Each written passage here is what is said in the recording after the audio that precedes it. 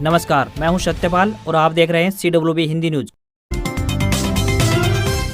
शक संवत 1946 विक्रम संवत 2081 आज ज्येष्ठ मास के कृष्ण पक्ष की चतुर्थी तिथि और दिन सोमवार है। तदनुसार अंग्रेजी तारीख 27 मई सन 2024। सबसे पहले आज के मुख्य समाचार। हरियाणा लोकसभा 2024 चुनाव अपडेट। मतदान का संशोधित डाटा हुआ जारी। प्रदेश में 64.80% हुआ मतदान। सैनी सरकार का संकट बढ़ा। राकेश दौलताबाद के निधन से खाली हुई एक और सीट। भाजपा के पास 42 का आंकड़ा, चाहिए 44 MLA। हरियाणा सीएम के खिलाफ उम्मीदवार ने मचाया कांग्रेस में हड़कंप। बोले कुछ कांग्रेसी नेताओं ने ही बीजेपी के पक्ष में वोट देने को कहा, सबका खुलासा करूंगा। ड्राइविंग लाइसेंस बनवाना हुआ आसान, 1 जून से लागू होंगे नए नियम, बताएंगे पूरी अपडेट। कोलकाता ने तीसरी बार जीता IPL। बॉलर्स ने हैदराबाद को फाइनल्स के सबसे कम स्कोर पर रोका। घर बैठे डाउनलोड कर सकते हैं वर्चुअल आधार, यह सभी जगह होता है मान्य, बताएंगे इसे डाउनलोड करने की process. Dubai Abu Dhabi airport पर भारतीय पर्यटकों के लिए नियम हुए सख्त। अब बैंक अकाउंट में 60,000 रुपए तो वहीं रिटर्न टिकट होना जरूरी। CSIR UGC नेट जून परीक्षा के लिए जल्द बंद होगी आवेदन विंडो। परीक्षा 25, 26 और 27 जून को आयोजित होने जा रही है। और पश्चिम बंगाल में 135 किलोमीटर प्रति घंटे की रफ्तार से रेमल का लैंडफॉल हुआ। समुद्र में ऊंची लहरें उठी, पेड़ खंभे उखड़े, मकान ढहे। और अब खबरें विस्तार से।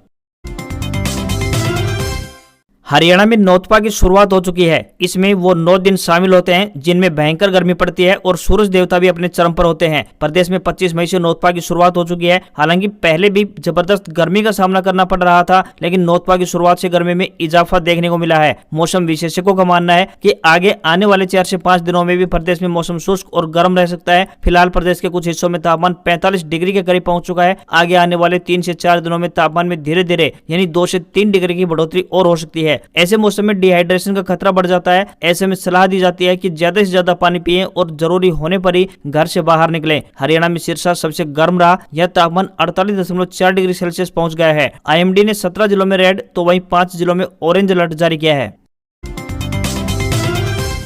राष्ट्रीय परीक्षण एजेंसी यानी NTA जल्द ही संयुक्त CSIR UGC नेट जून परीक्षा के लिए पंजीकरण विंडो समाप्त करने वाला है। इच्छुक और योग्य उम्मीदवार तुरंत आधिकारिक वेबसाइट csirnet.nta.ac.in के माध्यम से आवेदन कर सकते हैं। आवेदन विंडो 27 मई 2024 यानी आज रात 11:50 पर बंद हो जाएगी। परीक्षा 25, 26 और 27 जून को आयोजित होने जा रही है। यह परीक्षा कंप्यूटर आधारित टेस्ट यानी CBT मोड में आयोजित होगी। पेपर का माध्यम अंग्रेजी और हिंदी होगा। इस परीक्षा में मल्टीपल चॉइस टाइप के प्रश्न पूछे जाएंगे। परीक्षा की समय अवधि की बात करें तो 180 मिनट की होगी यानी 3 घंटे रहेगा। यह परीक्षा साल में 2 बार होती है।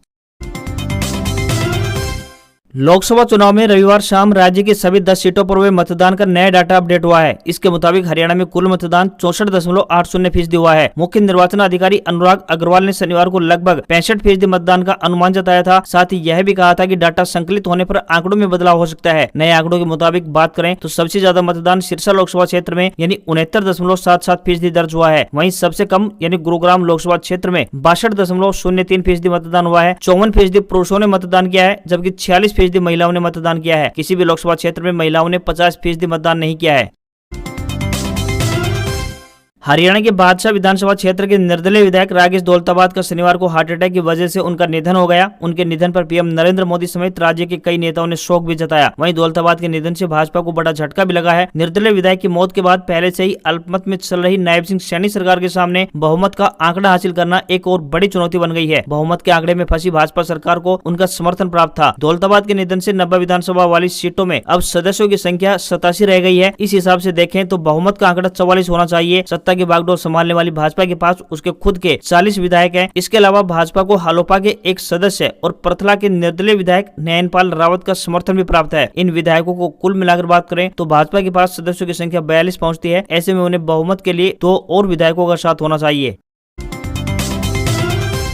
हरियाणा सहित उत्तर भारत के तमाम राज्य आजकल भीषण गर्मी की चपेट में हैं। पारा भी दिन ब दिन बढ़ता जा रहा है। आम लोगों का घर से निकलना मुश्किल हो रहा है। मौसम विभाग के अनुसार आने वाले दिनों में भी गर्मी से राहत मिलती नजर नहीं आ रही है। ऐसे में एहतियात के तौर पर डॉक्टरों द्वारा बच्चों और बुजुर्गों का विशेष ख्याल रखने की सलाह दी गई है। वैसे तो प्रदेश के कई जिलों में स्कूलों को बंद किया जा चुका है। इनमें से कई स्कूल आज यानी सोमवार से खुले जाने हैं। इसी बीच अब हिसार उपायुक्त की तरफ से बाल वाटिका कक्षा से लेकर 12वीं तक के सभी स्कूलों को 31 मई तक बंद करने की घोषणा कर दी गई है। हरियाणा की 10 लोकसभा सीटों पर शनिवार 25 मई को 64.80% मतदान हुआ। यह मतदान 2019 के यानी 70.34% के मुकाबले 5% कम है। जाटलैंड से लेकर जीटी रोड बेल्ट तक सभी इलाकों में पोलिंग परसेंट गिरा है। ऐसे में रूरल बेल्ट में भाजपा का विरोध कर रहे किसान क्या कोई इम्पैक्ट डाल पाए होंगे, इसे लेकर दोनों पार्टियों और राजनीतिक समीक्षकों के अपने अपने आकलन है। कम पोलिंग से बीजेपी जहां खुश नजर आ रही है तो वहीं कांग्रेस के भीतर मायूसी दिख रही है। इसकी वजह यह है कि जिस तरीके से ग्रामीण इलाकों में भाजपा नेताओं का विरोध हो रहा था, उससे कांग्रेस को बम्पर वोटिंग की उम्मीद थी। हालांकि ऐसा कुछ खास नजर नहीं आया है। वहीं पॉलिटिकल एक्सपर्ट की माने तो कम मतदान से साफ हो गया है कि हरियाणा में किसी पार्टी के हक में लहर जैसा कुछ नहीं था। 4 जून को नतीजे मिले जुले आ सकते हैं। इतना जरूर है कि जिन सीटों पर 2019 में बीजेपी बड़े अंतर से जीती थी, वहां मार्जिन कम रह सकता है। हाँ, जहां बीजेपी कम वोटों से जीती थी, वहां उलटफेर की संभावना से भी इनकार नहीं किया जा सकता है। हरियाणा सीएम नायब सिंह सैनी के खिलाफ करनाल विधानसभा सीट से उपचुनाव लड़ने वाले कांग्रेस उम्मीदवार त्रिलोचन सिंह ने कांग्रेस में खलबली मचा दी है। मतदान के अगले ही दिन त्रिलोचन ने समर्थकों का धन्यवाद करते हुए कुछ नेताओं की पीठ में छुरा घोंपने की बात कह दी है। त्रिलोचन ने यहाँ तक कह दिया है कि इसके बारे में वह सभी नेताओं के नाम हाईकमान को लिखकर भेजेंगे। अगर कार्रवाई नहीं की गई तो वे फिर से हाईकमान के दफ्तर के आगे धरने पर बैठ जाएंगे। बता दें कि त्रिलोचन सिंह पूर्व सीएम भूपेंद्र सिंह हुड्डा के करीबी हैं। वहीं त्रिलोचन सिंह के इस दावे के बाद कांग्रेस में हुड्डा ग्रुप के भीतर भी गुटबाजी शुरू हो गई है। त्रिलोचन सिंह ने आरोप लगाया है कि कांग्रेस में कुछ नेता ऐसे भर्ती हो रखे हैं जिन्होंने समर्थन में वोट मांगने की बजाय कांग्रेस के खिलाफ वोट करने के लिए कहा है। इसके लिए फोन भी किया गया। वहां उन्हें कहा गया कि बीजेपी को वोट दे देना। ऐसे में वो कांग्रेस के वफादार कैसे हो सकते हैं। हालांकि त्रिलोचन सिंह ने उन कांग्रेसियों के नामों का खुलासा करने से मना कर दिया है, लेकिन इतना जरूर कहा है कि मैं नामों का भी खुलासा कर दूंगा जब समय आएगा।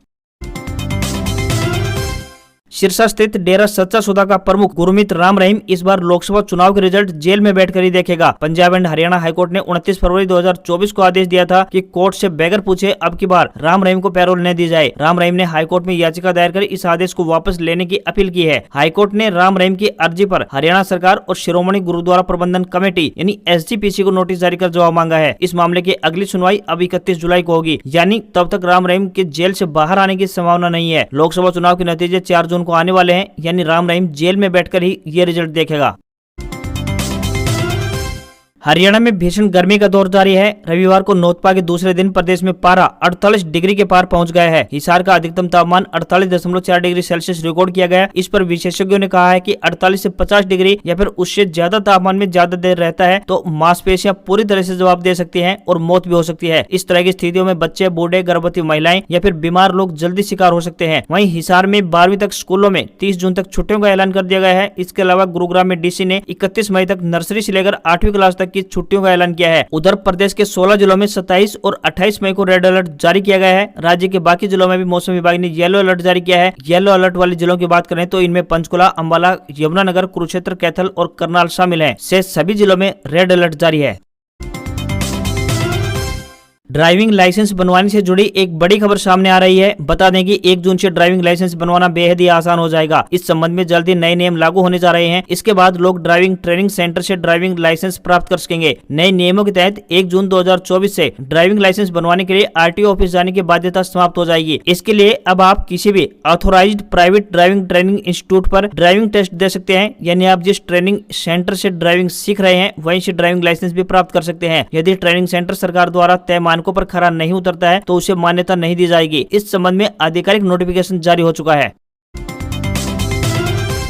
आधार कार्ड हमारे देश में एक महत्वपूर्ण दस्तावेज है। कई बार हम इसके खोने या फिर खराब होने के डर के कारण इसे अपने साथ नहीं रखते हैं, लेकिन क्या आपको पता है कि आप इसकी वर्चुअल कॉपी यानी PDF फाइल भी डाउनलोड करके रख सकते हैं। इसके लिए आपको कोई भी शुल्क नहीं देना होता है और यह सभी जगह मान्य भी है। आधार कार्ड जारी करने वाली संस्था यानी UIDAI के अनुसार बात करें तो वर्चुअल आधार या फिर E-आधार भी आधार कार्ड की तरह ही सभी जगह मान्य होता है। सबसे पहले आप UIDAI की वेबसाइट पर जाएं, इसके बाद माई आधार सेक्शन में जाकर डाउनलोड आधार कार्ड पर क्लिक करें। इसके बाद आपको अगले पेज पर डाउनलोड आधार कार्ड का ऑप्शन मिलेगा। इस पर क्लिक करें। आधार कार्ड डाउनलोड होने के बाद नाम के शुरुआती 4 अक्षर और जन्म का साल दर्ज करके PDF फाइल ओपन कर सकते हैं।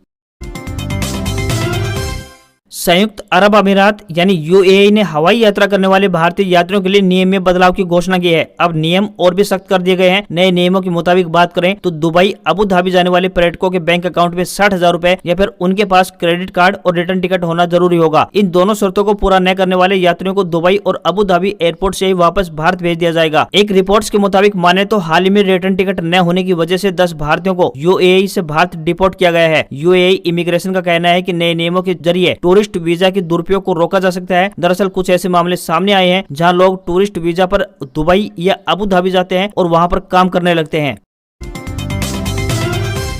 रेमल तूफान का पश्चिम बंगाल के तटीय इलाके कैनिंग में लैंडफॉल हुआ है। पश्चिम बंगाल के सागर आइलैंड और बांग्लादेश के खेपुपारा के बीच 135 किलोमीटर प्रति घंटे की रफ्तार से हवाएं चली। साथ ही तेज बारिश भी हुई है। तूफान के कारण पश्चिम बंगाल के तटीय इलाकों में भारी तबाही हुई है। कई इलाकों में पेड़ उखड़ गए, घर ढह गए व बिजली के खंभे भी उखड़ गए। रविवार रात 8:30 बजे बांग्लादेश के मोंगला के दक्षिण पश्चिमी के पास पश्चिम बंगाल के सागर आइलैंड और बांग्लादेश के खेपुपारा के बीच पश्चिम बंगाल और बांग्लादेश के नजदीकी तटों पर लैंडफॉल शुरू हुआ था, जो कि 4 घंटे से ज्यादा जारी रहा। तूफान आने से पहले बंगाल के तटीय इलाकों में तकरीबन 1,10,000 लोगों को शेल्टर सुरक्षित जगहों पर भेजा गया। इनमें सबसे ज्यादा लोग साउथ 24 परगना जिले से हैं। स्टेट डिजास्टर मैनेजमेंट और एनडीआरएफ की 16 टीमों को तटीय इलाकों में तैनात किया गया है। वहीं पश्चिम बंगाल के कोलकाता, नॉर्थ 24 परगना सहित अन्य शहरों में तूफान के कारण तेज बारिश और आंधी आ रही है। इसके कारण कई इलाकों में पेड़ उखड़ गए। इंडिगो एयरलाइंस ने बताया कि रेमल तूफान के कारण बागडोगरा, गुवाहाटी, डिब्रूगढ़, जोरहाट, दीमापुर, इम्फाल, अगरतला, रांची और दुर्गापुर की उड़ानें प्रभावित हुई हैं। एयरपोर्ट के लिए निकलने से पहले यात्री फ्लाइट का समय अवश्य देख लें। कोलकाता नाइट राइडर्स यानी केकेआर ने आईपीएल 2024 का खिताब जीत लिया है। टीम ने फाइनल मुकाबले में सनराइजर्स हैदराबाद यानी एसआरएच को 8 विकेट से हराया। कोलकाता इस लीग में तीसरी बार चैंपियन बनी है। टीम ने 10 साल बाद यह खिताब जीता है। पिछली बार कोलकाता 2014 में चैंपियन बनी थी। चेपाक मैदान पर रविवार को हैदराबाद ने टॉस जीतकर बैटिंग चुनी और 18.3 ओवर में 113 रन पर ऑल आउट हो गई। यह आईपीएल फाइनल का लोएस्ट स्कोर भी है। वहीं कोलकाता ने 10.3 ओवर में 2 विकेट पर टारगेट हासिल कर लिया। यह आईपीएल फाइनल का फास्टेस्ट रन चेज है। Mitchell Starc player of the final रहे। उन्होंने 2 विकेट लिए और 2 कैच भी पकड़े। चाइनीज टेक कंपनी Xiaomi के इंडियन सब ब्रांड पोको ने भारत सहित ग्लोबल मार्केट में पोको F6 सीरीज लॉन्च कर दी है। इस सीरीज में पोको F6 और पोको F6 प्रो स्मार्टफोन शामिल हैं। दोनों ही स्मार्टफोन ग्लोबल मार्केट में सेल के लिए अवेलेबल हैं। वहीं भारतीय बाजार में 29 मई से पोको F6 की सेल शुरू की जाएगी, जबकि पोको F6 प्रो को भारत में बेचने की जानकारी नहीं दी गई है। पोको F6 को भारत में खास स्मार्ट सेंसिंग यानी AON के साथ पेश किया गया है। इस स्मार्टफोन को हाथ के इशारों से ऑपरेट किया जा सकता है। इसके अलावा smart lock detection, smart AOD और स्मार्ट रोटेटिंग स्क्रीन जैसे फीचर्स भी दिए गए हैं। पोको F6 की कीमत की बात करें तो 29,999 रुपए से शुरू होती है। वहीं पोको F6 प्रो की कीमत करीब 41,537 रुपए तय की गई है। आज खबरों में बस इतना ही। देखते रहिए आपका अपना हरियाणा का सबसे बेहतरीन news channel CWB Hindi news. नमस्कार। इसी आशा के साथ आपका दिन शुभ रहे।